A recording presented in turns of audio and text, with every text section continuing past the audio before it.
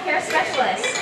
Now, more importantly than us, though, I know you guys came here for the animals. This is Rudolph, and over here coming towards me is Rex. These are our two rough-toothed dolphins. Here to say hello to you.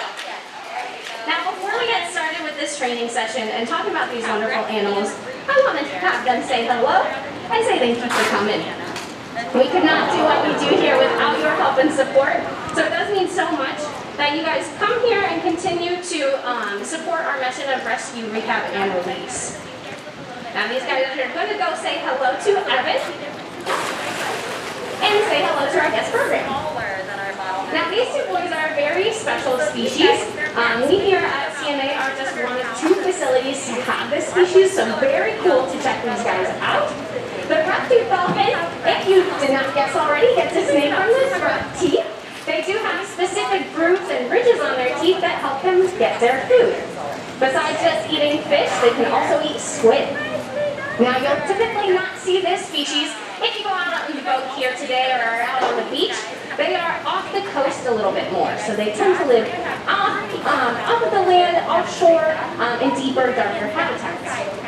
Now, typically, if you're out on the water, you're going to see our Atlantic bottlenose friends, like Hope, DJ, Hemingway, all our friends that live towards the beginning of the aquarium. Now, these two boys were rescued from being stranded separately, and then were deemed non-releasable. Rex, the older of the two, was actually stranded in April of 2019 up in the Panhandle of Florida. Now, he was found with rocks and sponges in his stomach. Do you think dolphins eat rocks and sponges?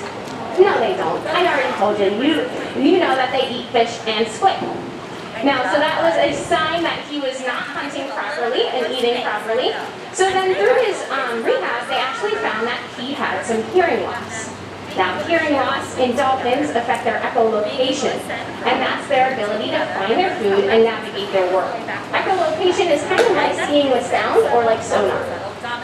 So that hearing loss deemed Rex non-releasable. He's the one with his mouth open right now. He tends to keep his mouth a little bit ajar, and that's how I actually tell them apart. So Rex was deemed non-releasable, and then was staying with a facility called Golf World up in the Panhandle. And fast forward to December of 2019, that's when we actually rescued Rudolph. We call him Rudy now, but he is Rudolph the red-nosed rough-toothed dolphin.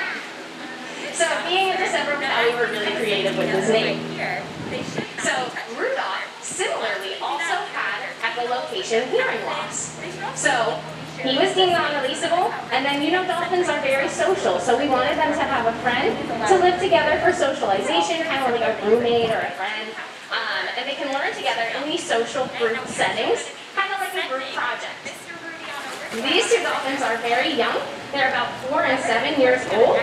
And so having them together, learn socially, just like you watch your friends or your other classmates and learn from them as well.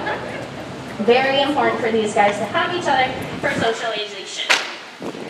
Now these guys will be in our care for the rest of their life because they have that hearing loss. If they were to be re-released, they probably wouldn't be too successful at eating. But here at the aquarium, we make sure that they don't go hungry. They get food right to their cute little faces, and they get free health care and a lot of love and attention, don't you, buddy? Yeah. Now, these dolphins get a lot of training sessions every day, and you might wonder, why do you train a dolphin? For example, what you just saw was a lot of exercise, and you can give Rex a round of applause. Those were some great rounds for him. Now, I know you guys weren't paying attention to me because why are they non-releasable? Hearing loss. And y'all just clapped. Okay, that was for me. So, these guys, of course, can be trained using positive reinforcement. And like you saw, we do a lot of exercise, but we also like to exercise their brain as well. So we get them doing critical thinking. A third reason that we do training here at the aquarium is for medical management. And that's kind of like having them participate in their own health care. Now we have another group setting here where our friends are learning next to each other. And they're kind of just learning their behaviors and manners right now. Now when I have, kind of like dogs at home, when I have one dog, she's fine. But when we bring another dog into the mix, we want to teach them manners and to be nice towards each other. So that's what I'm focusing on right here in this social scenario. Are they giving each other space? Yes, they are. Are they maybe bumping into each other? That would not be appropriate, would it? No. So they are in really great right now.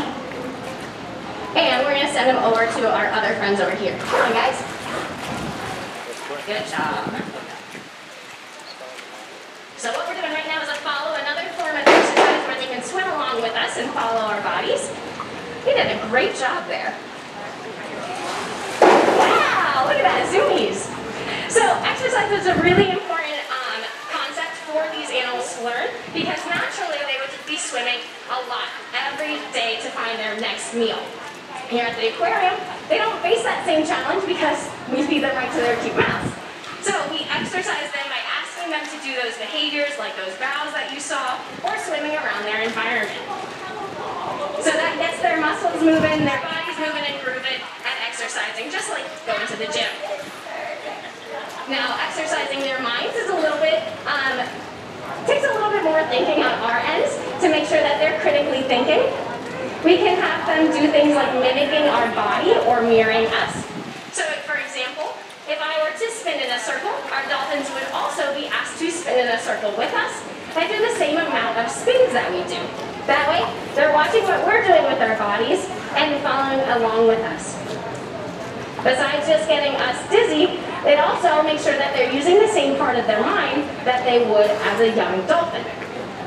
Typically, a dolphin will spend anywhere from 3 to 7 years with their mom, following them along, watching what they're doing, and so we're using that same part of their critical thinking there. And I'll show you guys when we have Rex and Rudy back with us.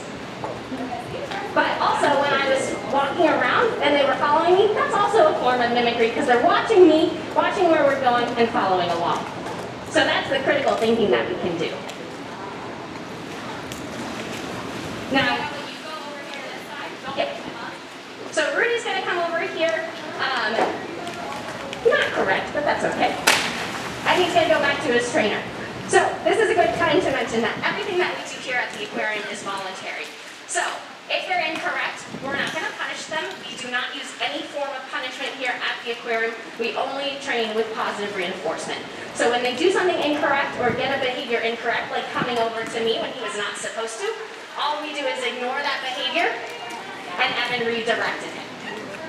Now when he does the correct behavior, we're going to make sure that we give a lot of positive attention towards that and reinforce that heavily. What do you think dolphins might be reinforced with? Food, like their fish.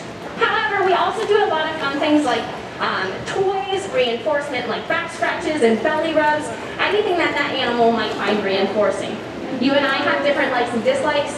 They're individuals and they have different likes and dislikes too. So some like belly rubs more than like bubbles, some like toys more than back rubs. You get the picture. Now back to our other reason for training, and probably our most important reason for training, is their medical management.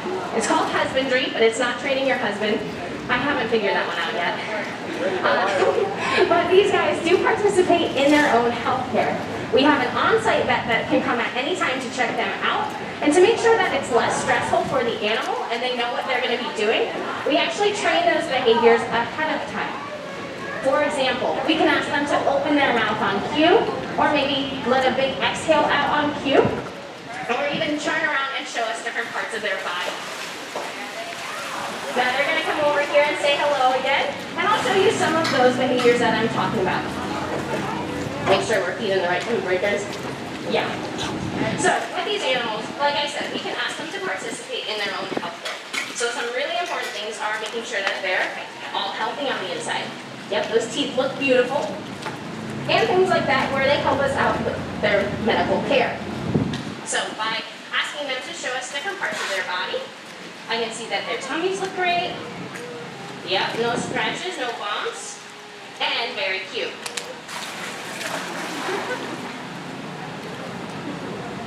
Now by doing that, it creates a less stressful environment for them, and they know what to expect when the vet comes along.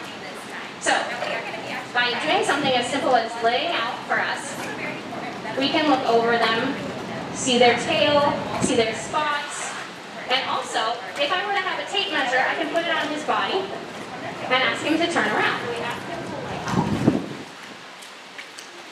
Yeah, good job, buddy. That way we get their measurements, just like you might step on a scale or things like that. And that really helps us get a good sense of that they're growing healthily.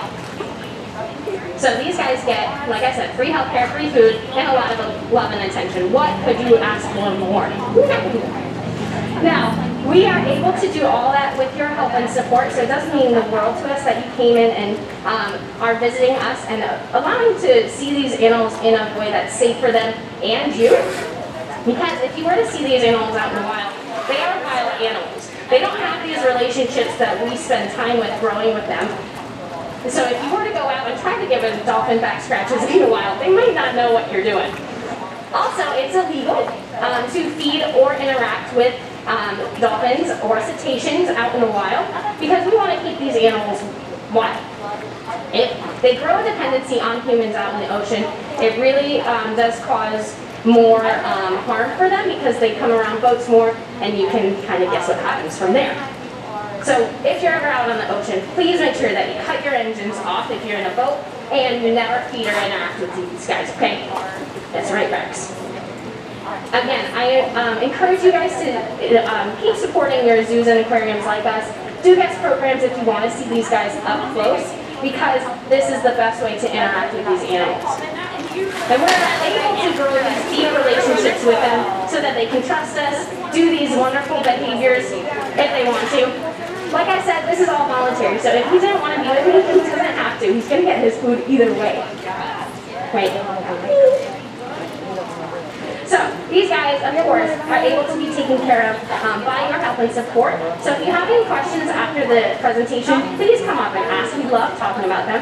But on that note, I do want to say goodbye and have a wonderful rest of your day. But I want you guys to have a choice on what the last behavior that you're going to see is.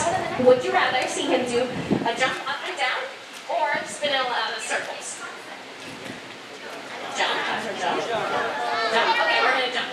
It's not like the jumps that you saw before. I don't have that really cool behavior. But this is called a spy hop, where he comes up and follows my body, like that mimicry that we were talking about.